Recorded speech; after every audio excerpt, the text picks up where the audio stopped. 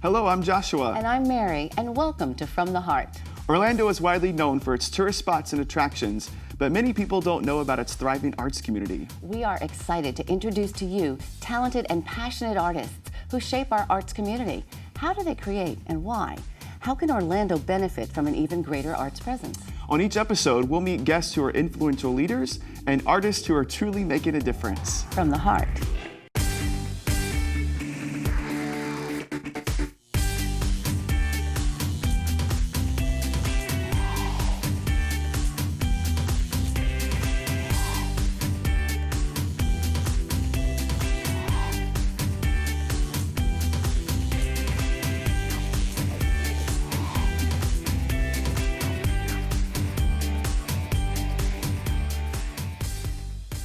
Hello, everyone. Welcome to From the Heart. I'm Joshua. And I'm Mary. We're excited to bring to you all that's new and good when it comes to the arts in Central Florida. Today, we're talking with Terry Olson, Director of the Orange County Arts and Cultural Affairs Office. He's here to tell us more about his role and work with arts and cultural affairs. Welcome, Terry. Welcome, Terry. Glad to be here. Terry, tell us a little bit about your office and your role. Well, the Office of Arts and Cultural Affairs was created at the turn of this century when Orange County took a look at the arts. What do we have? How is it funded? How is it impacted by education? How does it impact in education? So I was hired to create the office in 2001, and we were given a tool of 3% of the first 4 cents of the 6-cent tourist development tax, which continues to grow as our tourism tax continues to grow, which is great, and that we can invest into arts and culture in ways that are allowed by the state regulations about tourist development taxes. And then I was also really given the freedom to create what is this office and how can it help in developing the infrastructure to grow our arts community. So I've been having a great fun doing that. Awesome. Now, you said tourist tax. What are some things that might go to? The tourist tax, basically we have 2 funding programs that come out of that, which is our cultural tourism program. Each summer, arts groups that are doing projects which they will promote outside of the area, beyond 50 miles, that might bring people here because it's unique and innovative or of such a quality that they would want to travel that far to see it, can apply for funding. And we also have cultural facilities program. In January, groups can apply if they meet the qualifications for bricks and mortar kind of thing.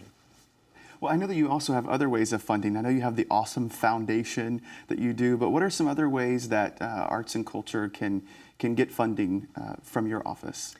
Well, Orange County also is the largest funder of United Arts, and our Arts and Culture Affairs Advisory Council, which was also set up, 13 members from the community who look after Orange County's investment in the art, including the tourist development tax, but also from the general fund. So since its formation, when Orange County helped form United Arts back in 1989, the county has nearly every year given $1 per citizen, $1 per capita.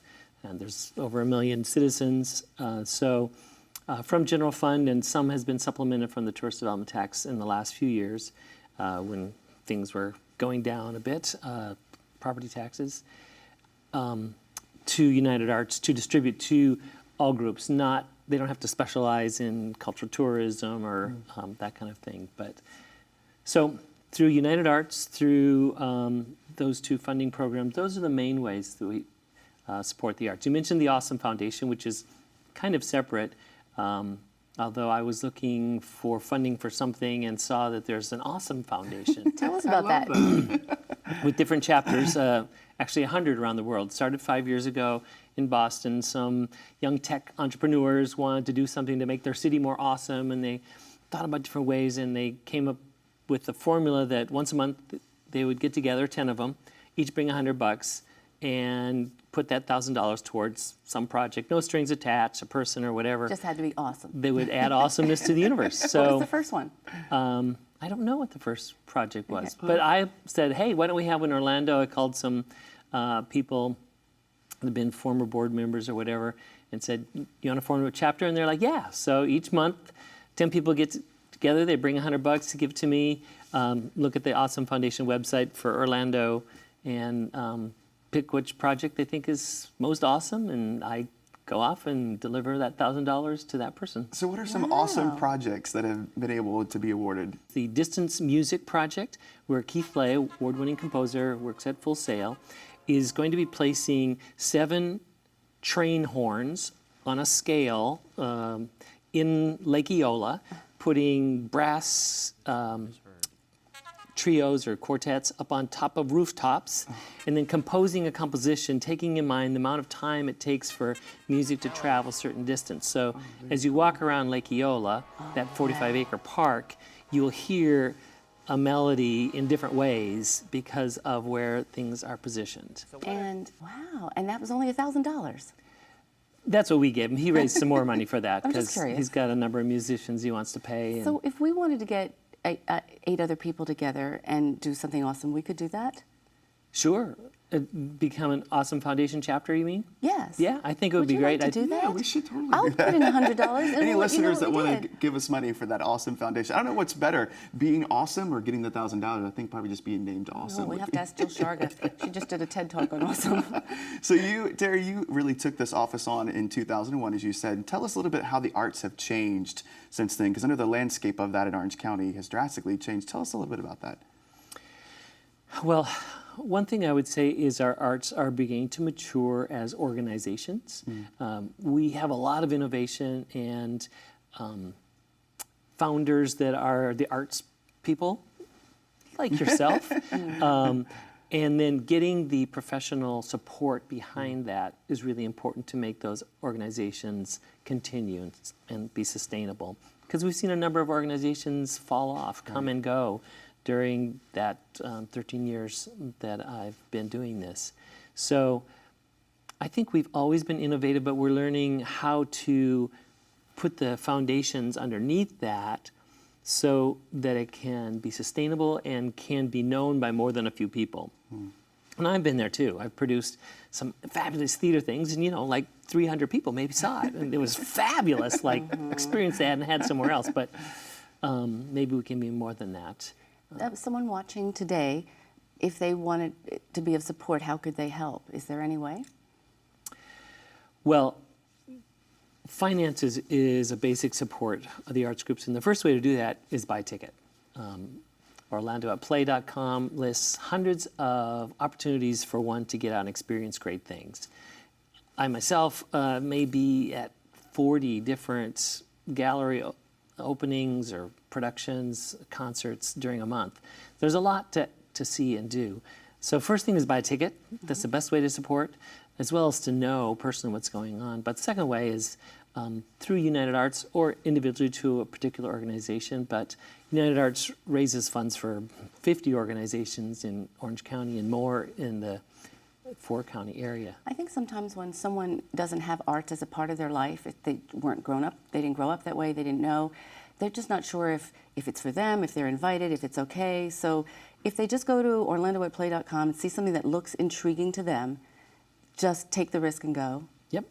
And there's Orlando at Play will also list a number of free things. Nice. So the only risk is your time.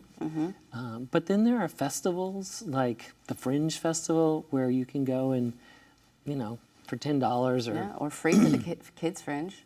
you can experience something that's probably going to be short. And if you don't like that, there's another thing. Try a couple things. So there's lots of opportunities to see things exciting. And I know that we don't have too much time, but I think this is important to ask you. Someone not really having been brought up in the arts that doesn't really do much with that scene, why is it important that they do, and why are the arts important to Orlando? Well, we are a crossroads of the world, and crossroads of the world are where world cultural capitals happen. When you look back at human history, what do you remember about great civilizations? It's their arts and culture. So what we do here will be a reflection for history of who we are. And as we develop and have world-class people innovating in like theme park entertainment, in optics and simulation, in medical, those kind of people tend to want to have exciting arts opportunities as well. So we need to build a culture that will keep and attract those innovative and creative people who are going to be doing the next new thing, who are also higher wage earners, who will help with our tax base and provide More funding. the money that we need to have roads for the poorer people to get to work on, et cetera. So it's all part of a fabric that is very important for a community that's going to grow.